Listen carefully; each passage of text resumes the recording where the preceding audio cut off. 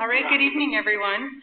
This is the Board of Directors meeting for Stallion Springs Community Service District, our regular open session. Call to order. Director Record. Here. Director Stock. Here. Director Duell. Here. Chair Sassness. Here. Please let the record show that Director Wellman is absent today. Thank you. If we'd all rise for the flag salute.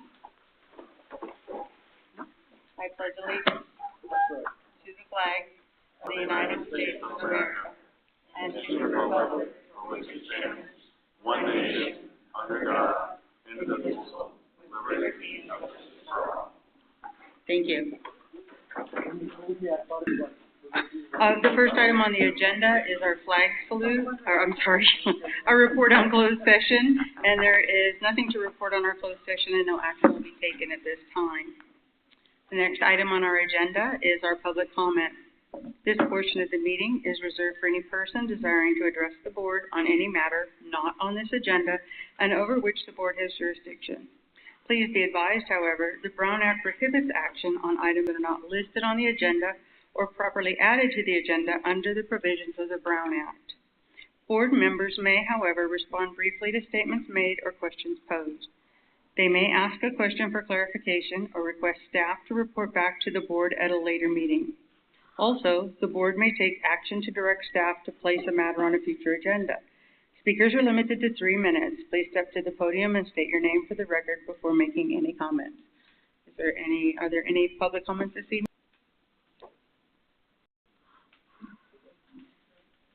Okay, if there's no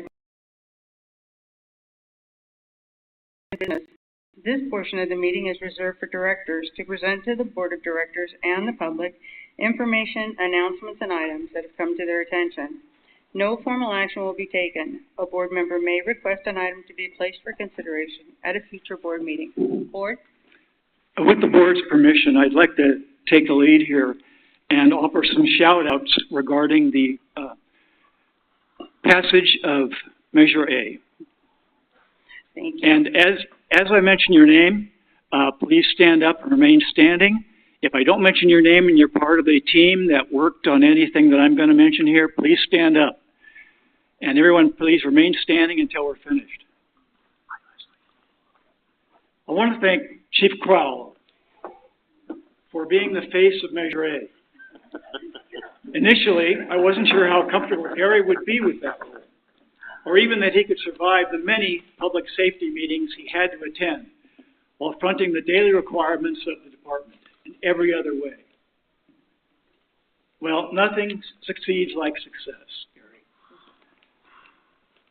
I know that next year will continue to be difficult until Measure A funding becomes coming in.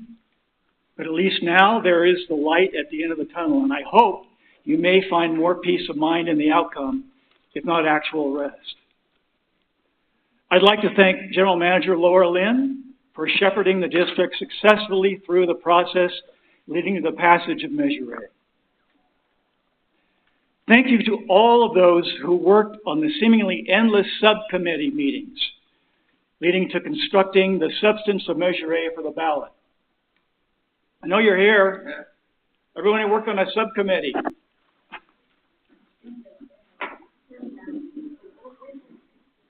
And thanks to the outreach team for advocating for Measure A and rallying the vote. Bill Syverson and his merry band of advocators. Mary Lee on social media. Mary, did I forget any Marys? Well, if I did, it's your fault. I don't know you. Lastly, but not leastly, I'd like to thank the residents of Stallion Springs for their overwhelming support of Measure A and recognizing the value of community policing.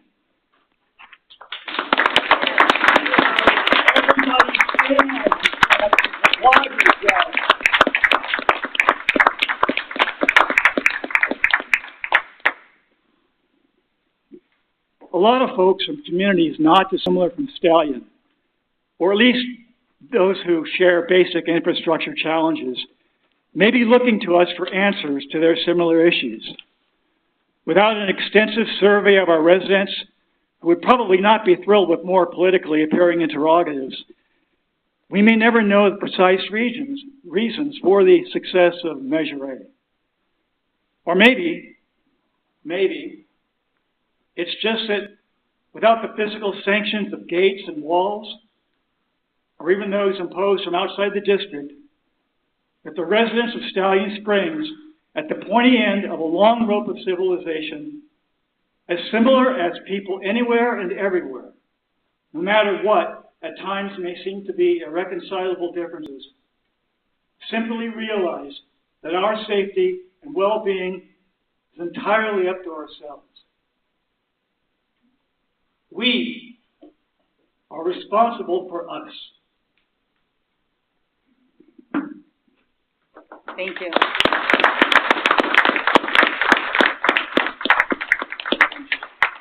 Thank you for that, Ben. Is there any other new business on the agenda from the board? All right. Thank you so much. We'll move on to item number 7, which is our police report. Chief?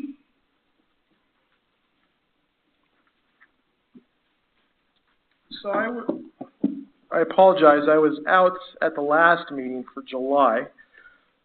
So I know many of you do not have that in front of you, but wanted to field any questions for July. If not, I will move on. All right, so I'll move on to August. Again, our staffing was very deficient. We did have 4 arrests, 10 citations, 112 reports, 147 calls for service, 4 call-outs, 14 officer-initiated investigations, 13 assisting other agencies, 1 impound, 10 medical aids, and 9 vacation house checks. As many of you have heard, early, I believe it was, the 1st of August, we had a fairly well-known arrest. We utilized our controversial automated license plate readers, and we got notification that there was a felony subject that was entering into Stallion Springs. Unbeknownst to us, it was already captured in other parts of the area, but they didn't know the ultimate destination, which ended up being Stallion Springs. So the sergeant and myself obviously confirmed it per our policy, tried to obtain as much information as possible, where we ultimately located the subject's vehicle, and we came across a Sereno gang member named Eduardo Sanchez Martinez.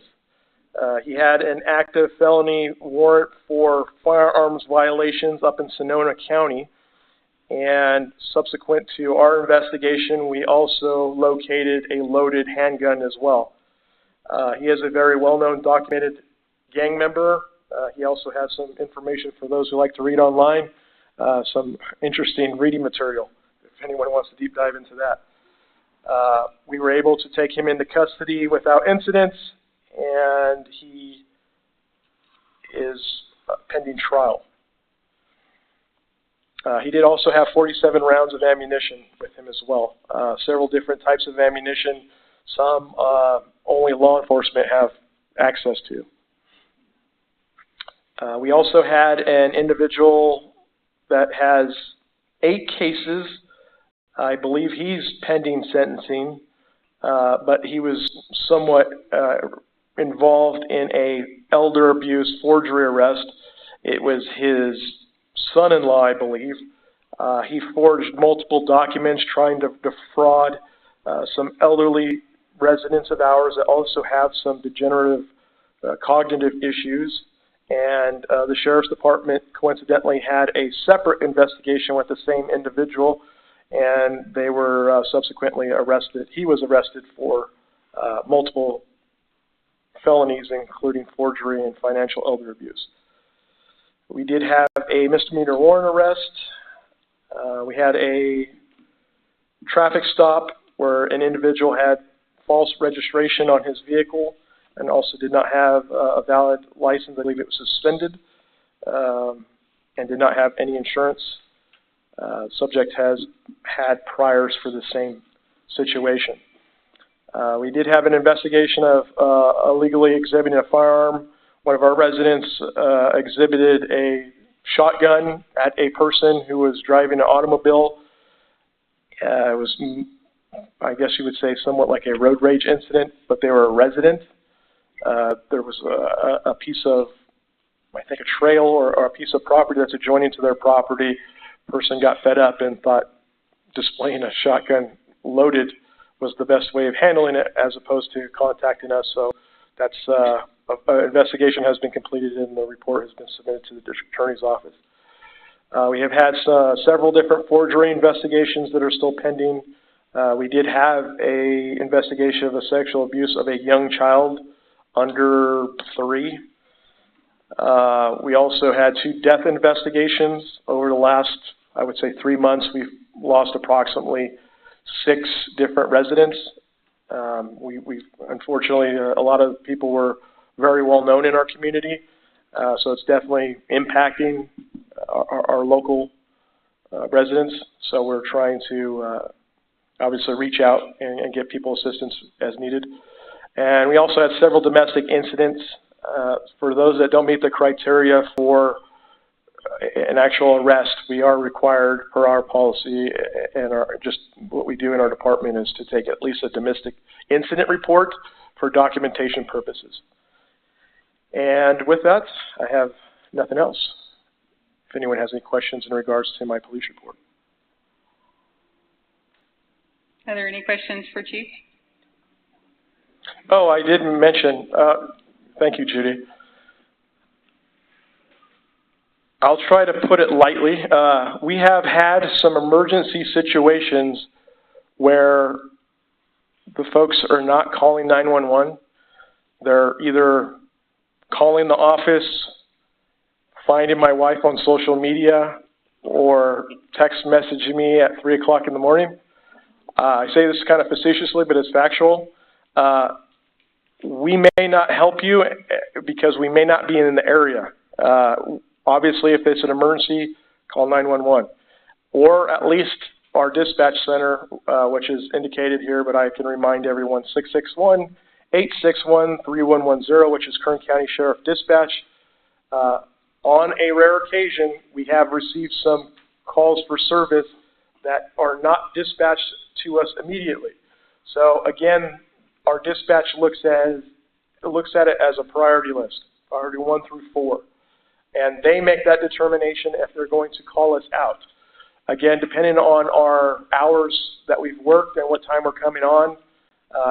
Coincidentally, this morning, I had a call earlier this morning that was pending for about an hour and a half, but I did not receive that call until I logged on. But as flawed as that system may be to some, it is the best system. It's kind of the industry standard. I have no control over what our dispatch does, but if there's an emergency, and I'm saying this because the biggest one was there was a traffic collision with injuries, and they called our office. Our front office staff does not have the capabilities nor the training to take that call. They were instructed to call 911.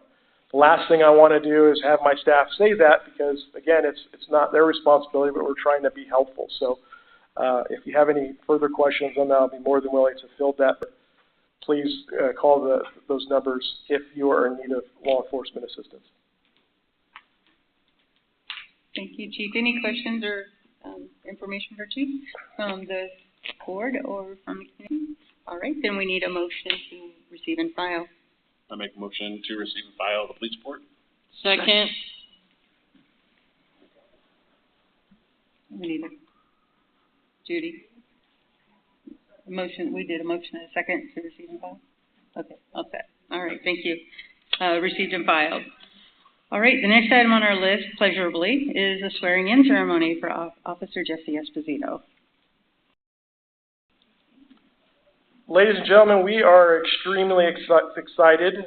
We have been working over the last several months, actually closer to a year, to find a new officer to find our ranks that fits your community's needs. So we are happy to announce that we have a new officer that will be sworn in tonight. His name is Jesse Esposito, with 12 years of law enforcement experience. He has both his basic and intermediate post-certification. Born and raised in Bakersfield, Jesse began his law enforcement career working at Juvenile Hall as a juvenile correctional officer. During that time, he began coursework at Cal State Bakersfield and graduated with a bachelor's degree in criminal justice. Shortly after graduation, Jesse attended the Post-Basic Academy hosted by the Kern County Regional Training Center. After graduation, Jesse worked as a park ranger beginning in 2013. Over the next 6 years, Jesse worked a variety of assignments, including field patrol, field training, off-highway vehicles, and boating enforcement.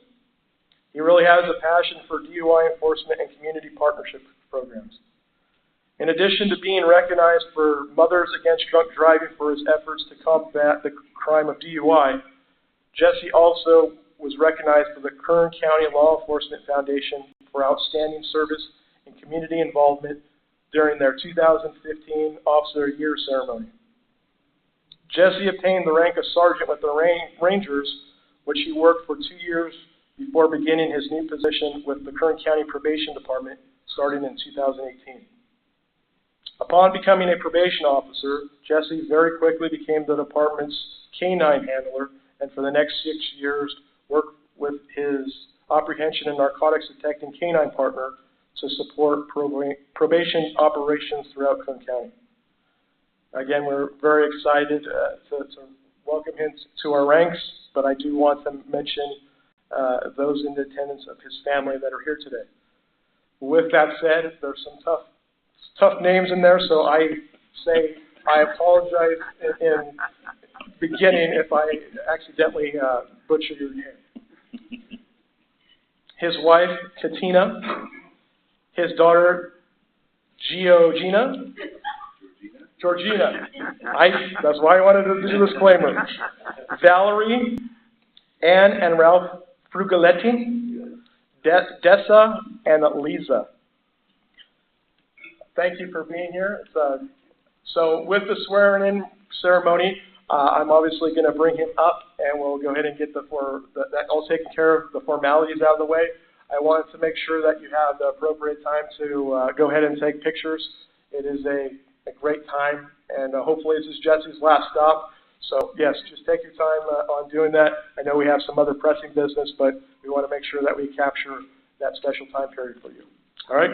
So with that, if I can have Jesse come to the microphone over there, and I'll be there in a second.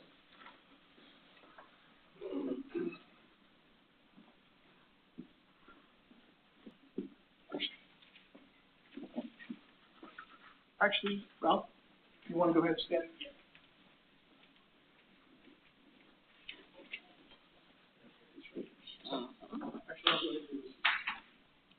I'll tell you once. All right, sir, if I can have you raise your right hand and recite after me. I state your name. I, Jesse Esposito, Do solemnly swear that I will support and defend the Constitution and defend the Constitution of the United States of the United States and the Constitution and the Constitution of the State of California of the State of California against all enemies, foreign and domestic. against all enemies, foreign and domestic. That I will bear true faith That I will bear true faith and allegiance and allegiance to the Constitution of the United States to the Constitution of the United States and the Constitution of the State of California. and the Constitution of the State of California. That I take this obligation freely That I take this obligation freely without any mental reservations without any mental reservations or purpose of evasion. or purpose of evasion. And that I will well And that I will well and faithfully and faithfully discharge the duties discharge the duties upon which I'm about to enter. upon which I'm about to enter. Congratulations.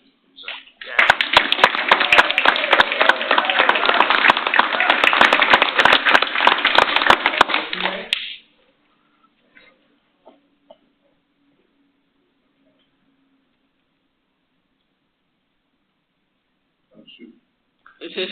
Talk to him all you want. I got the best on for that. Hurt him on his first day.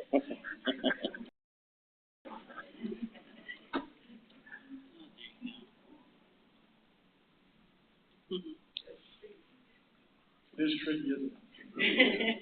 First spot.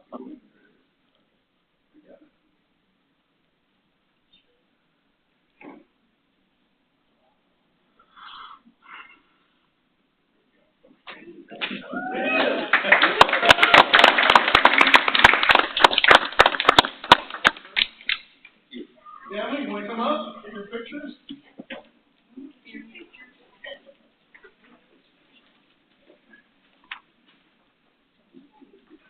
I need to get hold of you, okay?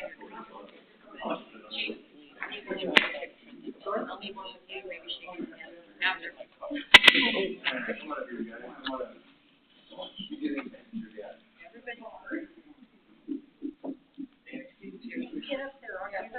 I can take a picture. We got you, we got you. I got you.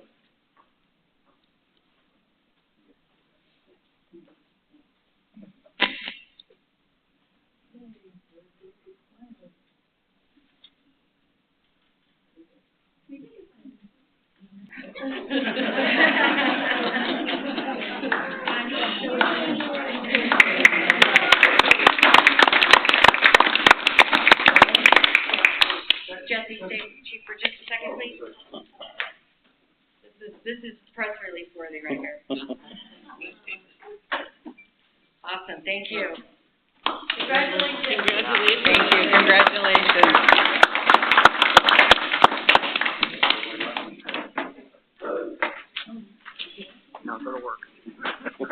All right, the next item on our agenda is our consent calendar.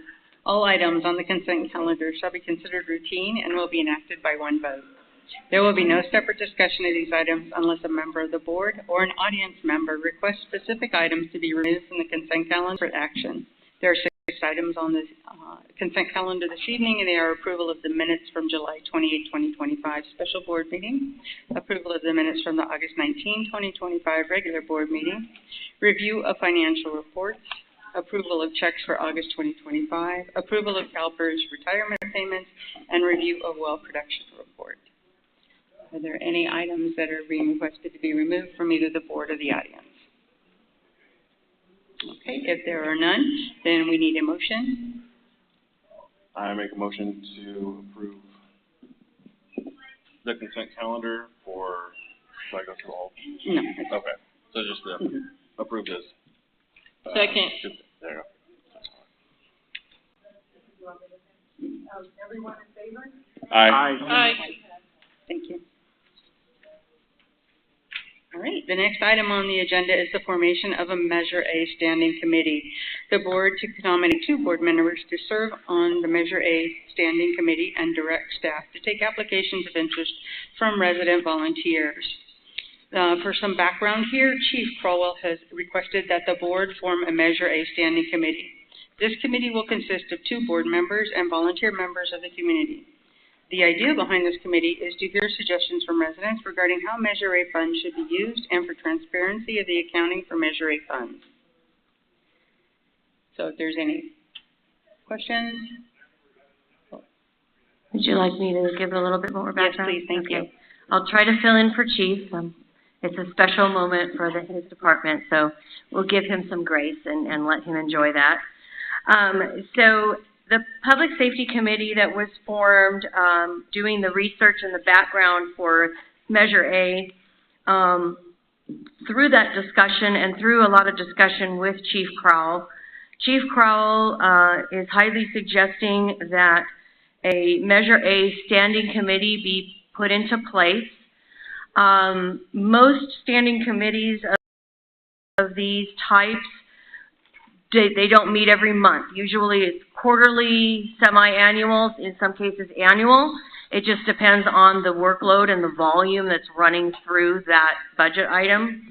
And, you know, hearing from the community and setting priorities of what they want to see with the police department and holding the district accountable, that we're within the law and the money is being spent the way that it is intended.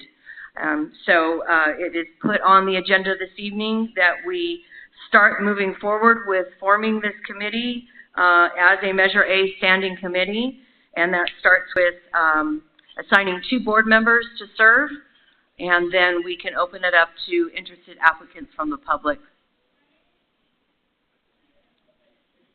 All right. So all in favor to establish a Measure A standing committee, do we need a motion for that, please? Yes, and then you'll need to establish 2 board members Okay. to sit on the committee. All right, so we first need to establish 2 board members before we make a motion, or we need to make a motion first? Just the Either way this will is- work. I'm sorry? Okay. Either way will work. All right, thank you.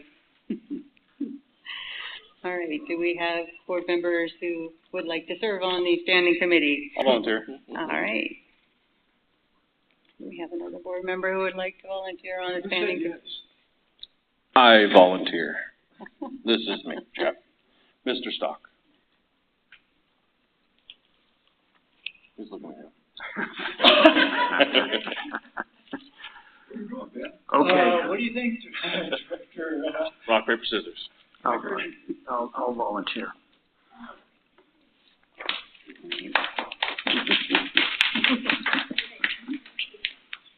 All right, then we need a motion to establish and measure a standing committee with Director Jeff Stock and Director Neil Record as committee members on the board. I make a motion that Director Stock and Director Record are volunteering for the Measure A Standing Committee. Second. Thank you. All in favor? Aye. Aye. Any opposed? Our measure passed. All right, thank you for that. The next item on our agenda is the purchase of a mobile speed radar trailer. The board is to consider the purchase of a mobile speed radar trailer as a capital expense booked to capital equipment. Police account 038015, not to exceed $13,000. Would you like to give background on this, or would you? Either Okay. are you? Okay, so for the background that we have here leading up to the vote for Measure A, six town hall meetings were held in the community and 6 were all well attended. At the town hall meeting, many residents expressed concern about vehicles traveling the excessive speed in their neighborhoods. This concern was shared overwhelmingly more than any other concern or question from the residents.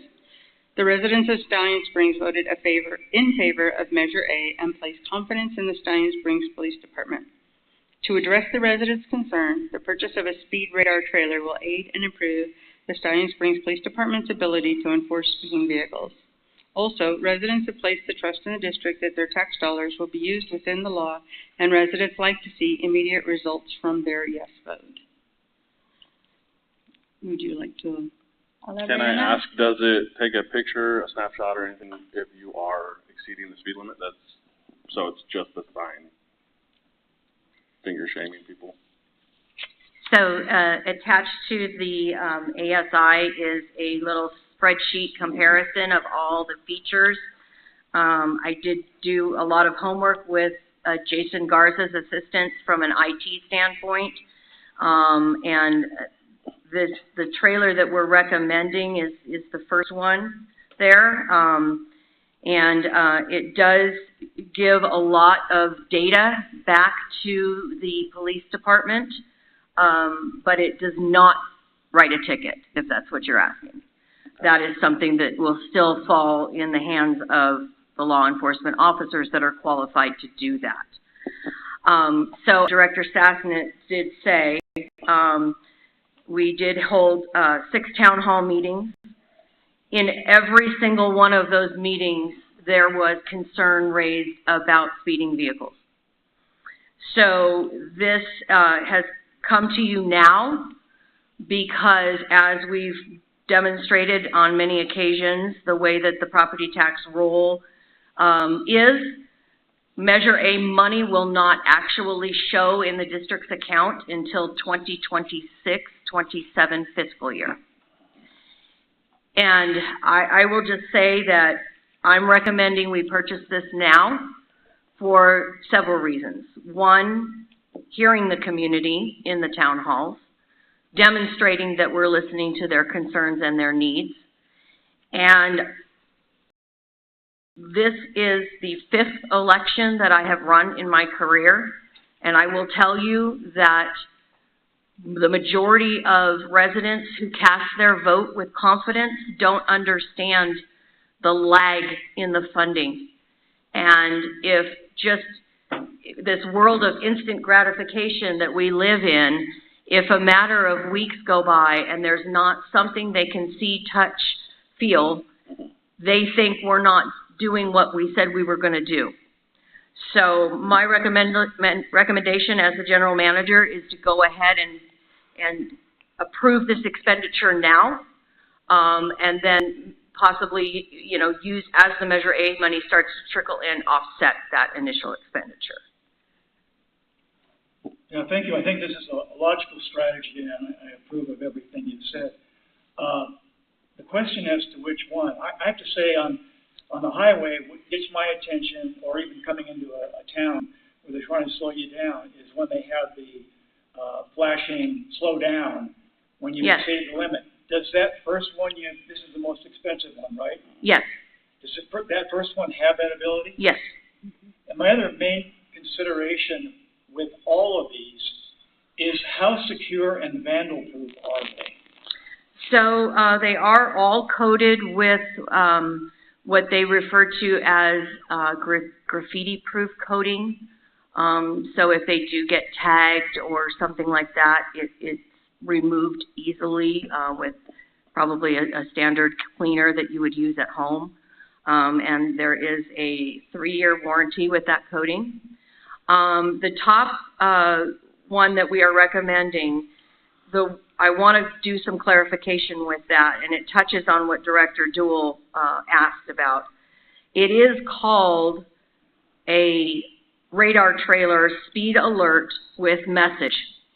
And I just want the clarification that that message is not what you would see on the side of the road that Caltrans owns, or the city of Tehachapi owns, or Golden Hills CSD owns, where you can put long messages on there for the community, like Oktoberfest, coming October 4th from 12 to 6 at the CSD. That's not the messaging it has the capability of. It does have slow down, school ahead, pedestrian ahead, very simple 1 to 2 word messaging ability. Well, that brings up the question, this is going to be purchased with police funds or general funds? Police fund, within the general fund. Right, There's allocated money. Need all that other stuff, yeah. Excuse me? I talked on top of you, I apologize. I didn't hear what you said. Oh, I don't see where it needs that other messaging then. If it's police-oriented only, I think it's fine. What I'm looking at here is like on the top, it looks like a solar panel, is that right? Yes. I mean, I'm just seeing that someone coming along and unbolting that and taking it. That's why I'm asking about vandalism. I think my only concern is when you go up Comanche, there's a trailer there that says Stallion Springs, but there's nothing attached to it. Was that the camera system? No, that was borrowed from Golden Hills CSD to promote our town hall meeting. No, if you go up further Comanche, it Go says ahead, Stallion Chief. Springs. You know what I'm talking about? Yes, so that was a radar trailer at one That's point. what I thought, okay. We were unable to convert Oh, it to gotcha. new technology, Okay. so we converted it to, Jason and I kind of monster garaged it, I think initially it was for Oktoberfest, I could be corrected, but, there was an applicable use for it.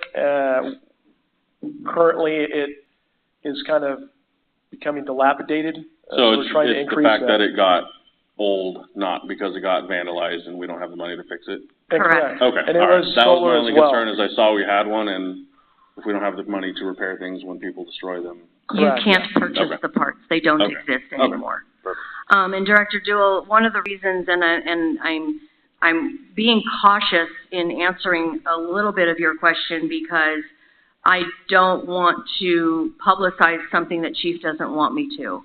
But there is a lot of technology that's built into the top camera that could be irreplaceable and very valuable data that he would be able to collect. But the price difference between the middle and the top wasn't huge. Right. So based on the message ability to put slow down, school ahead, things like that, it does have a blue and red strobe lights that go on the side if you are speeding. And then the data collection is, to me, was worth the price difference. But again, ultimately, it's up to this board. I'm just explaining why I made the recommendation I made. So with this, are we planning on getting it around and kind of using it as data to see where people speed the most, essentially? Chief? And then at some point, put a car there just to try to help mitigate, or is it just kind of stationary in one spot, just to show people that are going too fast? So ultimately, the long-term plan is to kind of have a multifaceted approach. My staff has mentioned that they want to have moving radar. Moving radar is about $4,000 to $6,000 for one patrol vehicle. We do have two radar units. Those are roughly $800 to $1,000. Initially, we asked the board of directors several years ago for a capital expense for some semi-permanent signs that are similar. Those are about $5,000 a piece. Yeah. So this is a piece of technology where, again, going back to what our residents have said, outside of the town halls as well as the town halls is they're speeding. So sometimes we have seen that necessarily may not be the case. So this is like a visual thing for our residents to see, are they really calibrated? They're not trained like law enforcement, right? So they can see, okay, that car is speeding or not. But more importantly, it has the data in it where we can set it up for a series of time, and it'll give us input as far as if there's in fact speeding at what times and locations. So Awesome. Okay. then we can have special enforcement in those areas to try to adjust our community's needs. But again, the multifaceted approach is obviously to include other types of things, including those original signs. But again, the general manager and myself are kind of in line as far as I think this is a little bit more useful for our immediate needs because it's more mobile. The other ones, they have batteries or solar, but it's difficult to move them around. So we would have to set things up. I would like to get to that, but again, it's cost. Yeah. So as a multi-year plan, I would like to try to increase those things for our community's needs. Okay. Thank you, Chief. Any other questions from the audience or the board? I just Well, want I'm to... still unclear as, sorry, Go ahead, sir. I'm still unclear as to the one being recommended. Does it not have the slow down feature that one of the other ones does, or it's a kind of a flashing thing? The one that I recommended has both of those features. Okay. The one below that's a slightly smaller price tag has no messaging and no strobe feature. I also would like to add that this has no enforcement value. We cannot use this for any type of citations, only a law enforcement officer in their presence. So again, there'll be a little bit of a community education as far as the technology and what it's meant for, but it's not to replace an officer in their observations.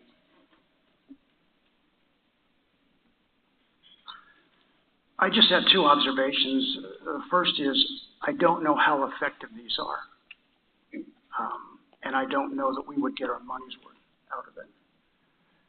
And the other observation I had is that we just swore in a pretty darn good example of what we're going to do with Measure A money just a few minutes ago. So anyway, I just don't know how I stand on this. And anyone that knows me knows where my loyalty is with law enforcement. So I just don't know if this is the answer. And I respect that. Director Record. Again, as a community service district, we don't receive any monies from citations or, again, this is kind of a free thing, but it's a facet of law enforcement, right? And again, our community spoke about that ad nauseum. So again, this is just, I guess, our olive branch to show that we are trying to do our part. But you are 100% correct. As far as like a monetary thing, there is none. As far as the overall good for the community's needs, I think that's really what they're requesting, and it helps us as a force multiplier. I mean, again, with our cameras at the entrance of our community, there was a lot of questions about that. And again, it's our department use only, right? Again, there's a tremendous amount of responsibility that goes into having any of these technologies. So I think that the bigger picture that we're looking at is we want to obviously show that we are at least trying to address those community needs, but you are correct, sir. Thank you, Jeff. Any other questions from the board or the audience? I have a question. Yes. I'm Larry Chamberlain. I live on St. Andrews, and I'm not qualified to judge speed. However, I can tell when somebody's doing 25 and 55. On its face, I'm in favor of this, not having the spec sheet. Can you tell me how it is in terms of mobility? I've seen some where they're parked on stilts, the wheels are removed, and then when it's time to relocate them, the wheels are reattached and moved. Can you please explain that? And if that's your intention to move it from hot spot to hot spot? Thank you in advance. So if it's okay, Chief, I'll start and then you can do the intent part. So yes, you are correct. It is very similar to what you've seen in other communities. It's a very easily towable trailer, and it does have jack stands that place it, and of course a locking mechanism for the hitch itself. I think removal of the tires is optional. You don't have to, but I think a lot of communities that maybe have higher population, higher theft rates, things like that, choose to do that as a second layer of deterrent. But you are correct. It's a trailer that's light enough that you could put it into place probably with a standard vehicle or even a gator or off-road side-by-side would be able to tow this. And yes, so you're correct on that. It's just like having an officer. I'm not going to give you the secrets of trying to get out of citations, but there is certain criteria for the officer and observations, audible tones, things like that, ultimately when it comes to a citation. With this trailer, there may be some areas in our community that may not have the total line of sight to be accurate. Again, we have no way of seeing that until, obviously we're able to deploy it. But I think we've talked about this before. Our community doesn't have your traditional north, south, east, and west roadways. They're a little bit of everything. We have chicanes, we have bends, there's a lot of different things like that. So you have to take that into account as well. It's still going to be able to capture it immediately, but again, this is something that it's really not enforceable, but it's a visual indicator for our residents as well as us to at least get some of that data. There are other ways to mobilize it, including what the general manager said. We can also explore those things. There might be a small cost to add addition to those things. Just knowing the local municipalities, at least in Tehachapi, knock on wood, they haven't had any issues, but I know in other parts of California they have. So that's why we were trying to look at the most robust professional product that meets those needs as well. Do you know with this one, does the radar need to be calibrated like what you would do in your car, like on a regular schedule? Again, it's not enforceable. It So will it's just have a to be general. from Okay. time to time. Our qualification is every 3 years. Some departments do it more. For this, it doesn't necessarily need that, but I'm sure we'll have a plan, if approved, to try to get it calibrated as best as we can, because generally you have to send those in. Right. There's other ways of obviously calibrating it in-house that we can obviously do ourselves. Otherwise, we would have to see what vendors might be available. Well, I'd like to say I'm in favor. I think, if anything, it's visual. I think a lot of people that speed through Stallion don't realize their speed, so it's a visual, slow it down a little bit. The people that are going to speed maliciously are going to do it no matter what shows them, unless one of the officers are there. So I think it'll catch a lot of people off guard and show them that they are speeding, and they'll slow down. In general areas, not 100%. Also, Yeah. a reminder, because oftentimes the speeding issues, and it does happen in our community, that is correct. However, a lot of the major issues, including road rage incidents, are happening on Banducci or beyond, and Palisades. So our equipment will not be in those areas because that is not our jurisdiction, and I know that can be a little bit confusing. We have the power of California enforcing law anywhere. That's what gives us the power in California. our jurisdiction is Stallion Springs, but sometimes people question us as far as those things. But for our intents and purposes, this technology would be within the township or the area of Stallion Springs. It would not leave those boundaries. I think the psychological component of this, as aptly put by the chief as a force multiplier as well, during this interim period until we become more staffed, if not fully staffed, is important, and I think it falls right into line with the flock cameras as well.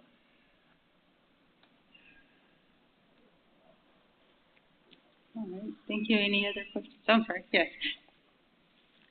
Could you please come to the podium? Thank you. This is a quick question anyway. Do you feel, Thank you. Could you do state you your feel, name? I'm That's Sherry okay. Carroll, Thank you. and I'm part of CERT. Thank you. Chief, do you feel that having the equipment out there would be, in an odd sense, making people think that there's one more eye on them, knowing that we we don't have a lot of people out here, and that it would be helpful because then they would probably start slowing down. I know when my husband and I have gone into town to have lunch at the park, at the train park, almost everybody there does a California roll, including others that shouldn't. And I'm sitting there one day with my phone, and I kind of just held it up like that, and all of a sudden, every single person there stopped. Completely. They didn't just tap their brakes. They stopped. So it makes me wonder if maybe having the equipment out there will give people the impression that they could get a ticket for it or they could be in trouble. It was funny because we've done that a couple of times, and it's funny how all of a sudden people start following the rules. That's all I got to say. Thank you for that. Were there any other comments or questions? If there's no other comments or questions, then we need a motion to approve the purchase of a speed radar trailer from All Traffic Solutions as a capital expense book to Capital Equipment Police, account 038015, not to exceed $13,000. I make a motion to approve the purchase of a speed radar trailer from All Traffic Solutions as a capital expense book to Capital Equipment Police 03-8015, not to exceed $13,000. Second. Thank you. All in favor? Aye. Any opposed? Motion passed. Thank you for that.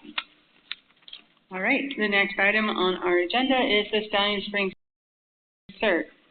The board is to discuss an agreement with Stallion Springs CERT for use of the district's building and discuss proposed improvements to the district's building. As a little bit of background here, the Stallion Springs CERT group currently occupies the steel building located behind the CSD gymnasium. In 2020, a document was signed by CSD staff, CSD board members, and CERT board members agreeing to the use of the building, insurance and payment of $60 annually to the CSD from CERT.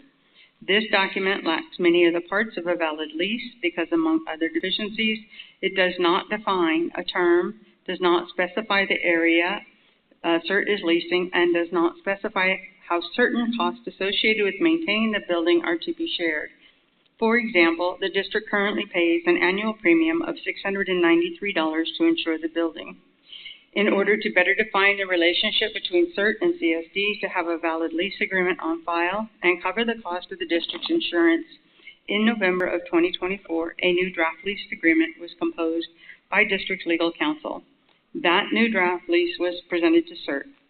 Understanding that the CERT board is dark for the holidays, there was no due date for a response requested by the CSD. In April of 2025, CERT presented a draft response to the district requesting additional edits. District's legal counsel reviewed their request, and a new draft was presented to CERT in July of 2025.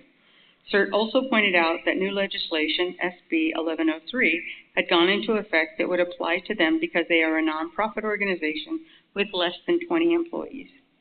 District's legal reviewed SB 1103 and determined that while it does apply to CERT because they are a nonprofit organization with less than 20 employees, it does not prevent CSD from increasing rent where notice of the increase is given or where the increase is attributed to an operating cost of the space.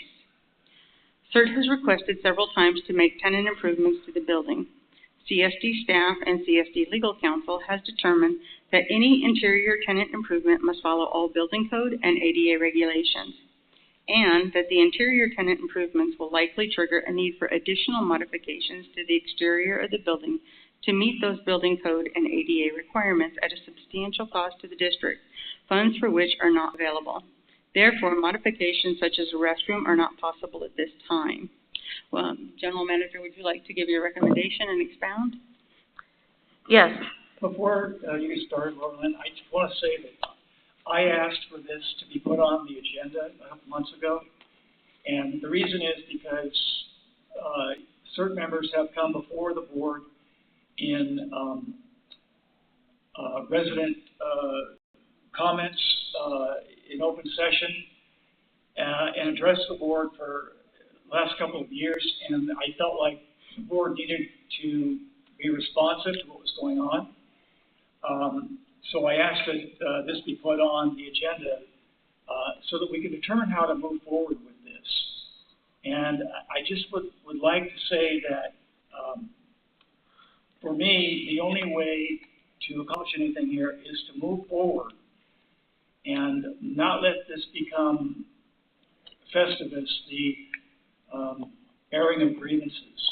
So I just want people to be aware that the reason I put this on the agenda, asked for it to be on the agenda, is so that we can move forward with trying to solve the issues here. Thank you, Director Dill. General Manager. Thank you.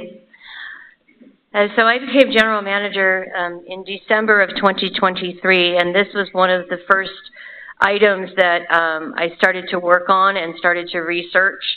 I have understood that there were communications and some discussion prior to me obtaining the position, and I have tried to play catch up the best I can.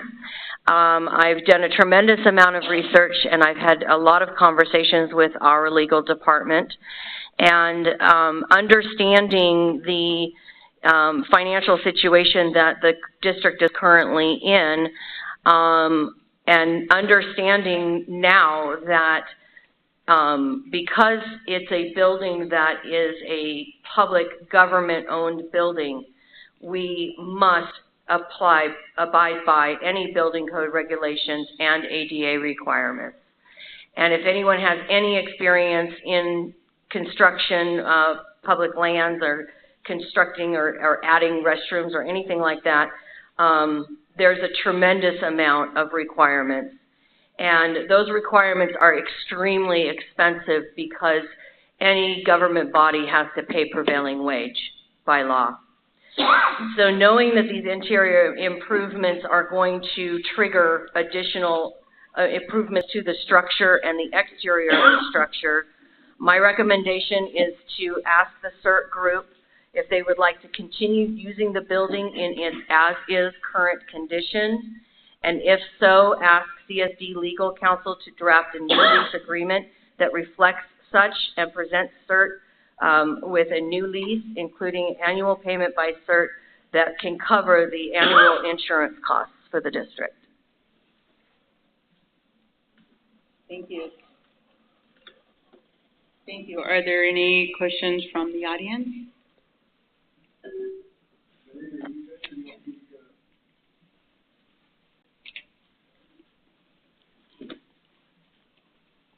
Larry Heasley, co-chair for CERT. This has been a long, frustrating episode for CERT and for the community. I'm not a lawyer, but I know how to look up laws. And the issue we have is we presented to the president of the board and the general manager an option at CERT's cost to do the ADA exterior improvements to the building, which at that time was going to be done about $7,000 to do it. And as far as the ADA for the interior, yeah, I know how to do that. So if you're looking for somebody that knows how to do it, I'm here. I had a license in California. I dropped my license when I moved my business to Arizona. but I can go back and get another license if that's what it takes to satisfy the legal department. As far as the dollar amount, I have not seen where, is it, question then, does every individual building have its own insurance policy? Yes. Yes? You don't got a blanket insurance policy for for CSD to cover all their buildings? No, we have a breakdown of what each individual building is costing the district to insure. And I believe I provided that in a prior meeting, but I'm more than happy to provide it again.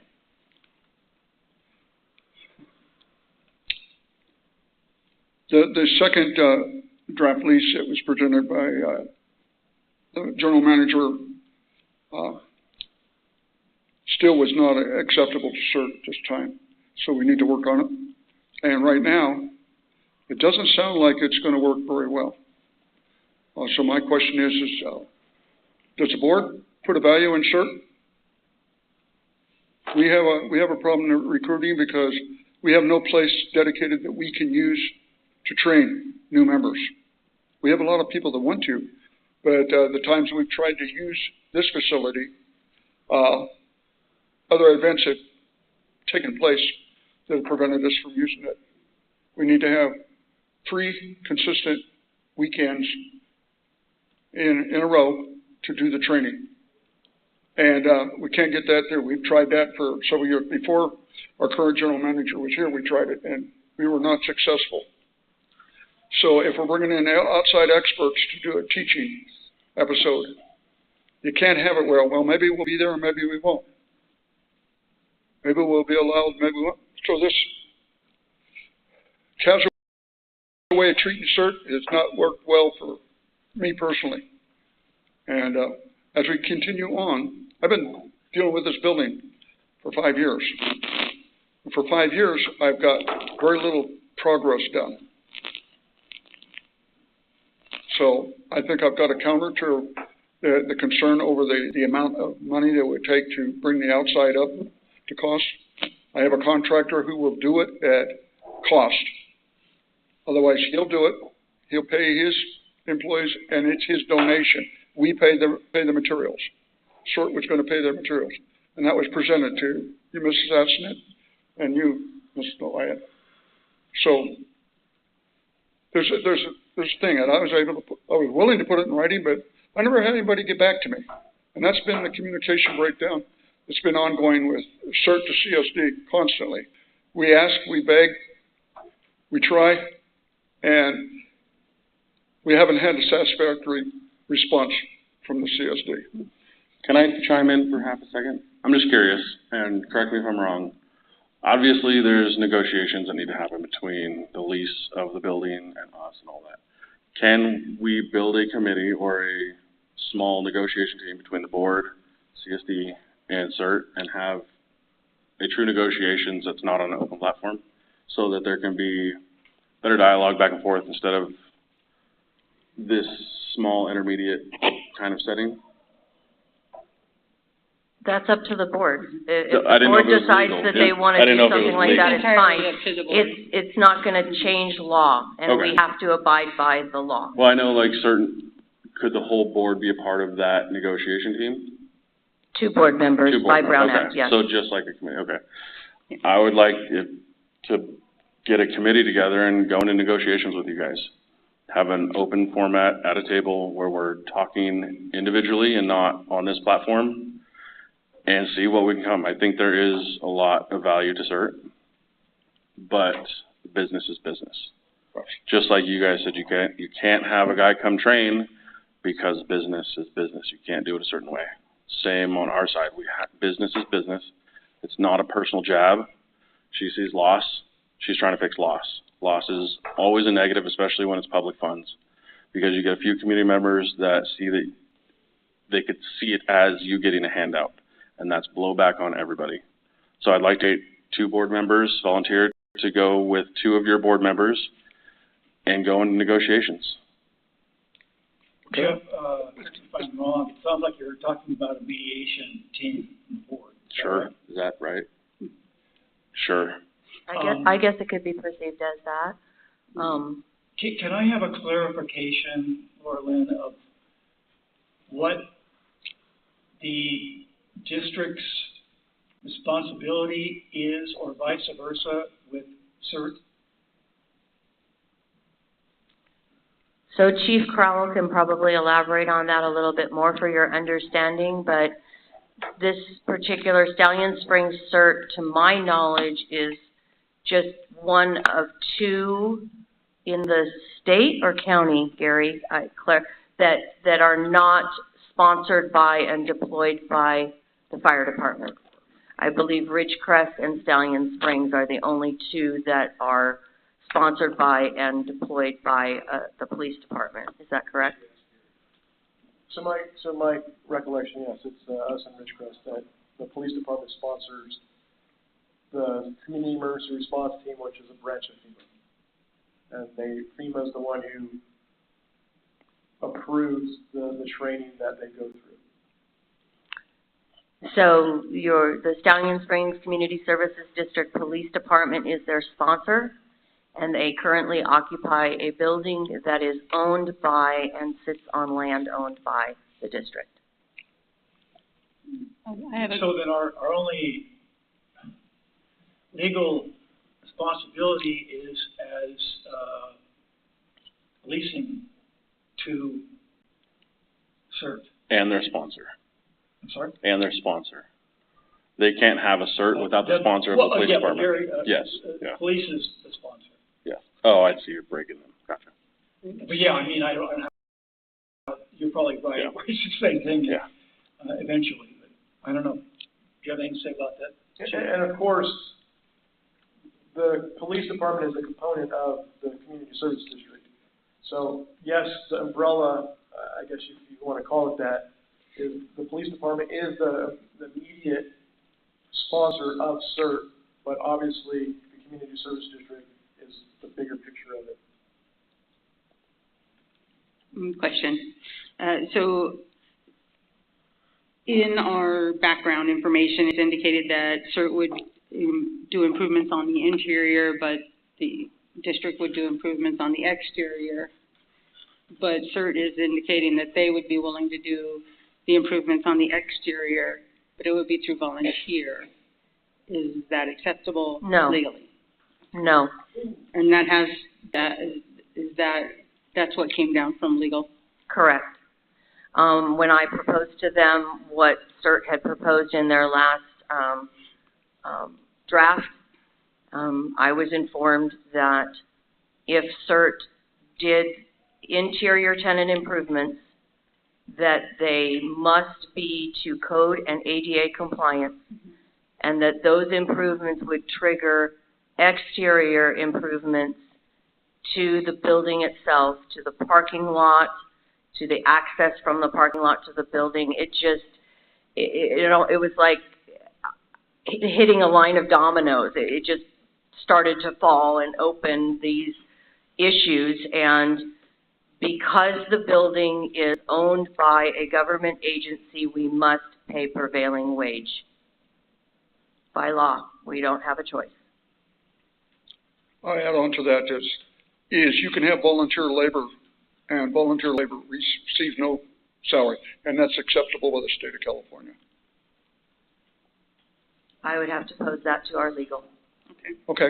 I think that might be something you want to do, though, because I've presented it several times, both to your predecessor and to you, that all labor done by CERT is done by volunteers, and it's done up to code. Yes, and that was in your draft that was proposed and already reviewed by our legal, so my understanding is different at this point, but I will pose the question again. Thank you. And then also, you had indicated that you couldn't hold classes because the building You have no facilities for human beings, otherwise no restaurants. Well, but, so was the pool restroom offered to you that's just a few feet away as an alternative? If we have training in that building, which right now is not set up for it, we would have to have restrooms in that building or immediately adjacent, not 150 feet away, not in another building. So the only legal way would be porta potties. You have to have restrooms in the building you're doing the training in. Okay. I just want to make sure that everybody's clear on why we can't, that's, okay. But Larry, I think there are two issues that you have. One is improvements, which we're talking about now, and perhaps we're getting somewhere, I don't know. The other one is the rent. Is that not true, or are you okay with it? It was uncomfortable because the first draft was presented to us for $700 a year, and my understanding of SB 1103 was that it's 10%, and we were paying $60. That's our current lease payment, which has been made with good faith. We pay it, and so the lease increase would go to $66. I'll even accept the fact that it should go up 10% every year that we've had that lease. I think it was established, though, that SB 1103, although it does apply to a nonprofit, it didn't prevent the CSD from increasing the rent. Correct? According to our legal, it met the requirements of notification by the draft proposals that have gone back and forth, and that is correct. It met the requirement and did not prevent us because it was covering a cost to operate the building. Laura Lynn, what is the basis for the rent again? So our insurance provider, SDRMA, the district pays $693 annually to insure the exterior, the building itself. CERT provides insurance for the contents. And liability. What about the utilities? We have not charged CERT for utilities in the past, and we don't intend to moving forward. That was also in the proposed lease.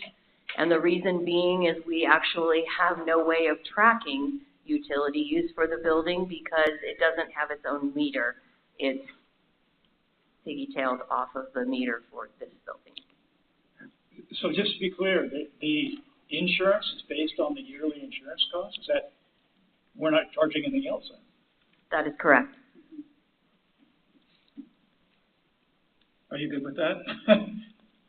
It's something to consider, that's for sure. And we don't I can't make control a decision for my board. We don't control 10% a year on insurance. Everyone knows that who has a property here. Our insurance is going up more than that all the way along. Well, that 10% is a lease payment, a rent payment, as it's worded in the bill. And so it strikes me a little bit odd that the legal department did not know about that law until after I presented it to them. That's always interesting. Yeah, I think it was because the original lease was drafted prior to that law going into effect, if I remember right. If I look at the dates here. And that's where we had an overlap. So that law came into effect after the first draft went through over to you. That was for 700. So, and that was one of the issues. I guess one of the questions is you guys are very set on bathrooms. If we can't do bathrooms, do you want the building? Okay. Like that's one of the quickest basic. We can't use it for training. So is that a yes or no? Can we do the bathrooms? Can we finish the bathrooms? So I don't know, is it because DSA steps in? DSA is usually the ones that step in and make you go from the parking lot to the field to the building to make everything ADA once you start stepping into doing improvements? Is that who we run through? I don't know the answer to that. Oh, okay. I don't have enough contractor experience to answer that. I don't know what that acronym stands for, honestly. Okay. But I will tell you that through my conversations with legal, they made it very clear that as soon as plans are drawn, as soon as permits are pulled for the interior improvement, The interior improvement must meet all ADA requirements by law, and then the whole exterior would also have to meet those requirements. So working for a school district, we deal with it a lot. The second you do once you hit a threshold of a certain amount of money in improvement, you have to bring the whole facility and path of travel up to ADA standard. It's a nightmare. DSA is a Sacramento company that oversees and overwatches every large amount of improvement on any government building, which we fall under government building, correct? Yes. And it makes it astronomically expensive. Well, it won't meet a 50% improvement on the building. Right. So I guess I totally understand 100% that doing a restroom would fall under that improvement to trigger DSA to get involved. So again, it kind of falls, is a restroom detrimental to your use to that building? Because I do have the approved by the county plans for the building, including the interior. Right. And that's all approved by the county, so. But, so when we run permits and when we run contractors, once you pull the permits for the work to be done is when it triggers DSA, which it would go through when the CSD files for the permits. Look, interesting thing is finding out a timeline from when we did it, because we can't use volunteer labor, and apparently we can't use volunteer labor. That's what the legal. Not on a government building. You have to use contracted labor. I'm sorry, I'm not following your question. Can volunteers do all the work? Can volunteers do all the work? As I suggested, I will pose that question again, but it's been posed multiple times. And our legal department has been clear that we must pay prevailing wage as a government agency. So I propose, are you guys against porta potties? That would be the quickest, easiest access to restrooms, ADA basically restrooms. what we're going through is past agreements made by the CSD board regarding this building are now null and void. Well, the original contract that was drawn up does not meet the specifications of an actual contract. And that was why a new lease was drawn. So I can't speak for what was done prior to. I can only speak to what is being done now. And what we're trying to do is to accommodate CERT, because CERT is a very important part of our community. And we acknowledge that and we encourage CERT. But if the only way to have a lease with CERT on that building is if we have to have a restroom inside, and it incurs a cost to the district on the exterior, then we won't be able to move forward with the lease. And so what we're trying to determine this evening is, can we come to some type of an alternative if that doesn't happen? Because right now, legal has told our general manager on several occasions that we cannot use volunteers to do the exterior of the property to get it to ADA. And we have to, once you put that bathroom in, we have to move forward with the exterior, and we don't have, as a district, don't have the funds right now. So we're trying to figure out the best way to move forward. I think Director Stock's idea of having a 2-on-2 or something like that and work through and negotiate some terms that may be acceptable to us, because of paper shuffling going back and forth. Right. It's not timely enough, and I have to get our whole board presented.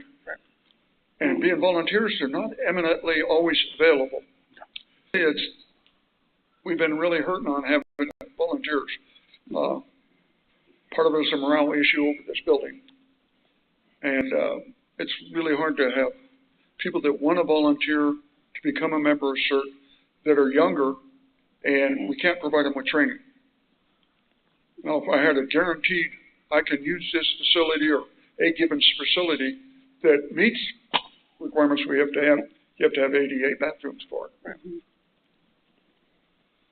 So it's a negotiation, but right now, until we set this up, Director Stock, I hope that you're one of the members of that too. I will be in there if I am allowed, for sure. And somebody else, and we will come up with somebody that we can work with you and present something that is acceptable for the general manager and the legal department and move forward. Okay. So, for the purpose of this discussion, board, would you like to come to an agreement that, we have a, mediation committee to help push this forward for CERT? With two board members and members of the CERT team? Yes. Okay, so can we make them, do we have two members? I would happily volunteer. I'll volunteer. Okay, so we have two members that would volunteer to help move this forward. So we need a motion. I make a motion to create a committee to speak with CERT about long-term goals for the building and Lease agreement. lease agreement. Yeah. Work. Is there a second? Second. All in favor? Aye. Any Aye. opposed? All right, motion carried. Thank you very much. Okay. I'm gonna ask, Mr. Cox, do you have anything to contribute as well? I know you know the history much better than I do. I don't know if that's important, you've got the history. Again, I know too much about the community and what have you. I've heard, Dave Cox. I live across the street over here on, Rawhide Court. Excuse me, I don't do well in public speaking. For years, for at least 12 years, I backed the police department 100%.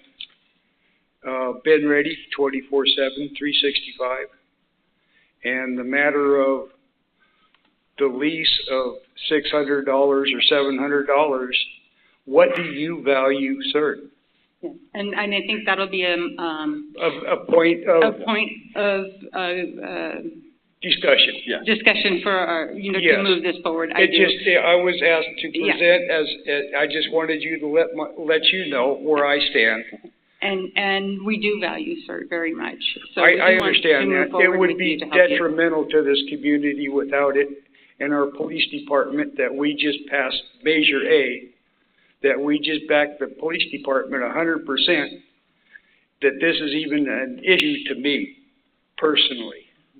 And I am passionate about CERT. I think everybody knows that. I've been with it for 12 years. I've been through the police academy. I've done train the trainer through CERT. I go on and name all kinds of stuff that I've done for this community. And to ask for any money to protect the community is a slap in the face. And just to reiterate, during this, let's not take anything personal.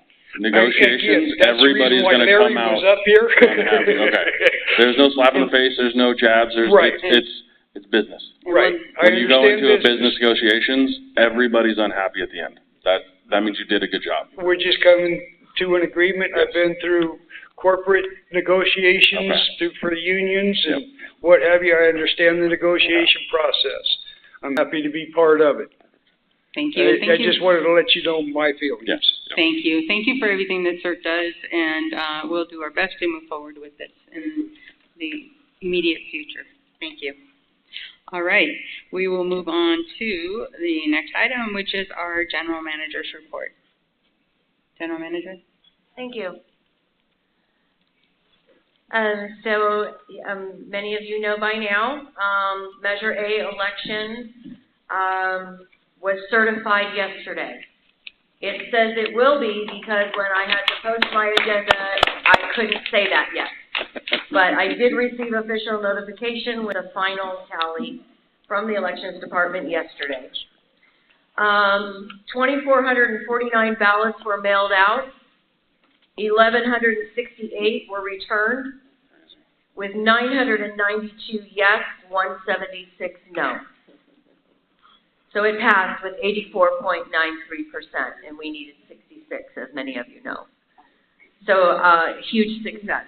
And moving forward, Chief and I are very excited to serve the community and fulfill their trust, because it's never easy to ask people for more money. It's something that nobody wants to do.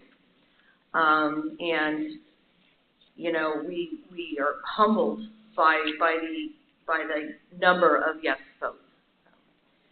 So we'll be working hard.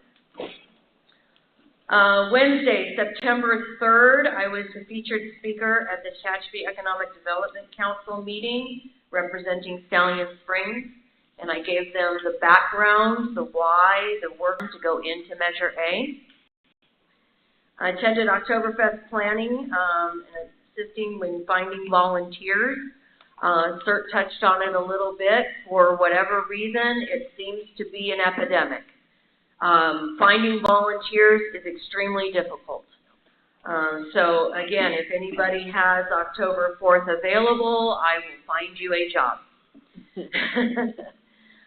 Representative Stallion Springs is a regional park and recreation management meeting. On September 29th, we received the sad news that Woodward West would be closing their doors. They will be closing their doors on the 29th of this month. Chief and I had a meeting with their management team. They do still have some people there utilizing the facility until the end of the month. Upper management will be staying on board until early December. After that, our concern was security, blight, vandalism, and we had a long conversation with the owners. In fact, we had another conference call today with Powder Co. They do plan on having one staff member on premises at all times, but the future remains to be seen. They are in the process of appraising each parcel, and they do intend to market and try to find a buyer. That's all I know at this time regarding Woodward. As you know, it's not a district facility, it's a private facility. As I announced last month, Jenny Morris, who has been with the district 35 years, announced her retirement. So I advertised the position. I received a lot of applications. 3 candidates stood out, so I held 3 interviews. Ultimately, April Calhoun was chosen. She started yesterday, shadowing Jenny. Jenny brings years of bookkeeping experience and also government experience as she worked for the County of San Bernardino. So welcome to the team, April. We're excited to have her, and hopefully she'll be able to attend a meeting at some point and meet everybody on the board. I'd like to touch a little bit. I don't always like to talk for too long, but your board packet, the next page in there that's always attached to my general manager report is the Park and Recreation report. Again, this time of year is extremely busy for that department. And that department is solely funded through property tax allocation. There are no assessments. There's no special tax or anything for Park and Recreation. So we have very small part-time staff, and they do a lot with a little. And they are pounding the pavement. They've received several sponsorship packages, donations to the silent auction. We're adding a cornhole tournament this year, and it is the 20th annual Oktoberfest, believe it or not. So our new slogan is 20 years of beers and cheers.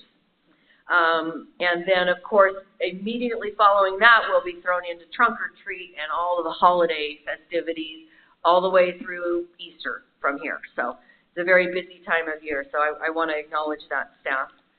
And then following that is the field staff report. If you'd like to take a look at that, we did have a couple of leaks that we needed to fix. We did install some new cameras near some mailbox sites and a school bus stop site, very busy one.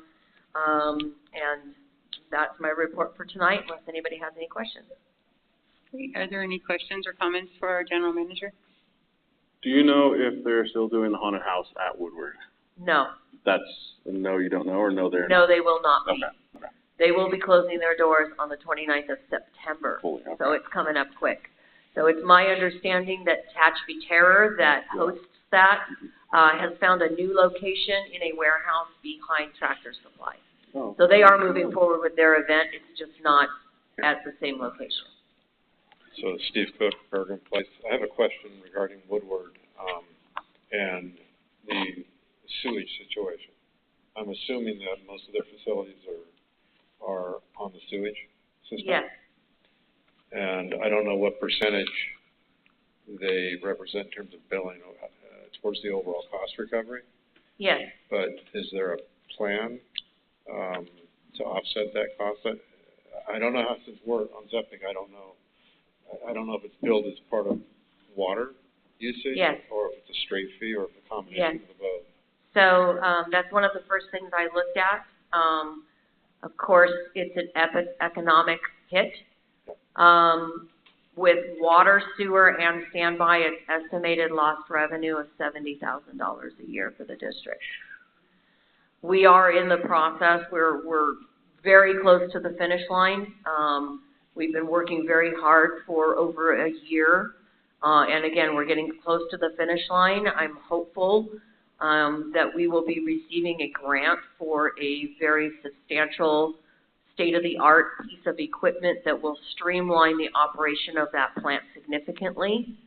So I'm hoping that we can bring the costs down to try to offset that lost revenue in the water sewer department.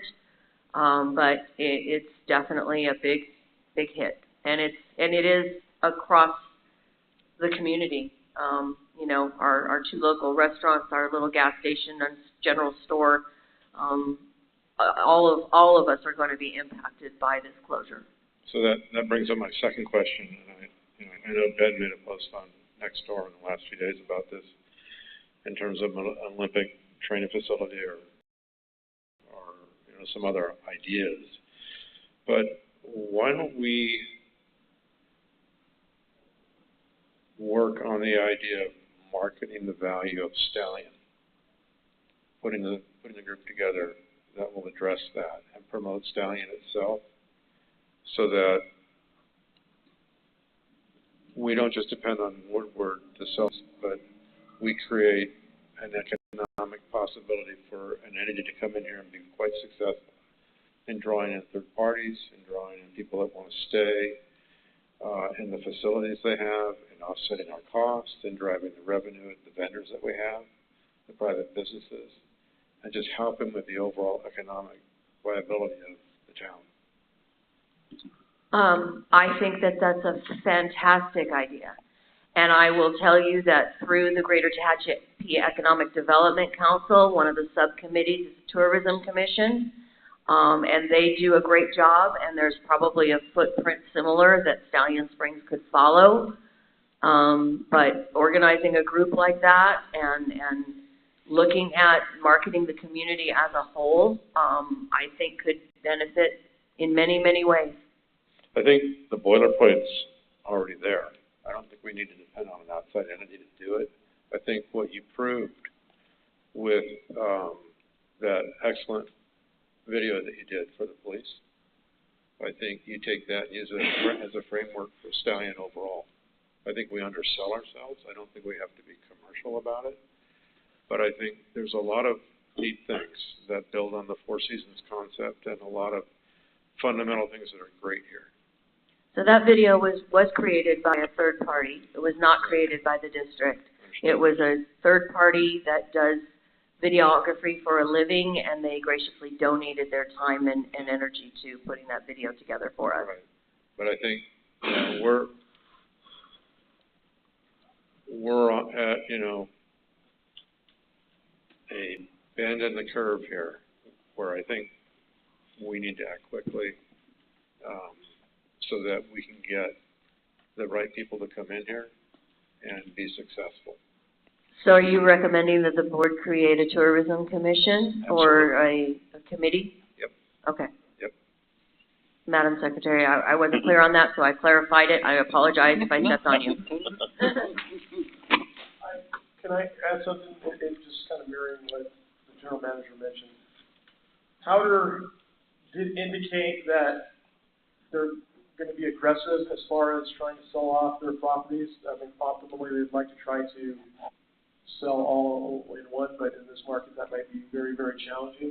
Obviously, it's a very unique property. They have had some people who've already inquired about it, but they are in the process of getting the data and looking at what the fair market value is. So some of this may work fast. Some of these things that we're talking about may take some time, but I think it is needed. I do agree that we can market ourselves a little bit better as far as this is who we are and try to entice people to come here.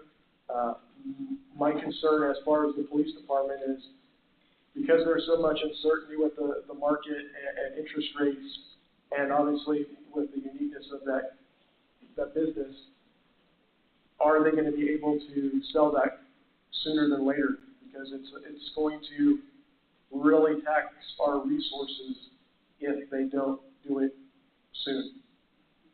Has the golf course showed any interest in any of it? I can't comment on that. That's all private party negotiation. I believe they've had a conversation. That's all I can say. Do you know if it's on the market now, if it's being marketed commercially? Woodward? Do they have a No, they're release 3 date? to 4 weeks out before they even have appraised value. Okay, thank you.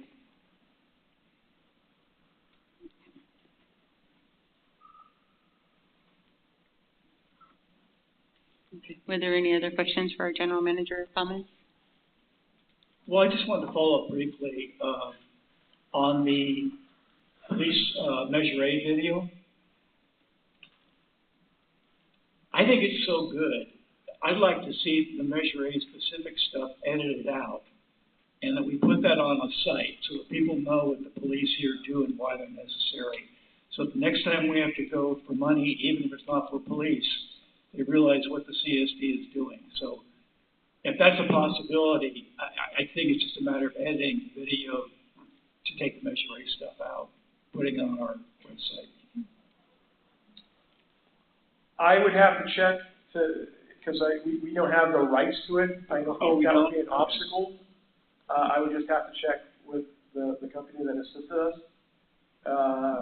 There was a tremendous amount of content that was not used that could also be included or cut in some way. I would just have to ask. But that's something I can do if you request me to. Thank you. Thank you. Were there any other questions or comments for our general manager? Yes. Hi, I'm Margaret Gordon. On Hialeah, where the traffic is very fast. I just want to know, do we know what's happening with the golf course? I mean, there's a marketing just in that alone. So many people are wondering when they're going to get to be able to come back down here to golf, as opposed to having to go up to Bear Valley. So I can tell you that I am in constant communication with that owner. He is anxious to do a town hall and inform the community, but we didn't have a calendar slot for him with all the Measure A town halls, so we just haven't gotten him in on the calendar yet. And I will tell you, too, that I think it's been in the news, so it's probably no secret that there are a lot of challenges with regards to the water that he is facing at this time. Thank you. Are there any other questions or comments for our general manager? Okay, then we need a motion to receive and file our general manager's report. Are we gonna do a motion for a committee for tourism?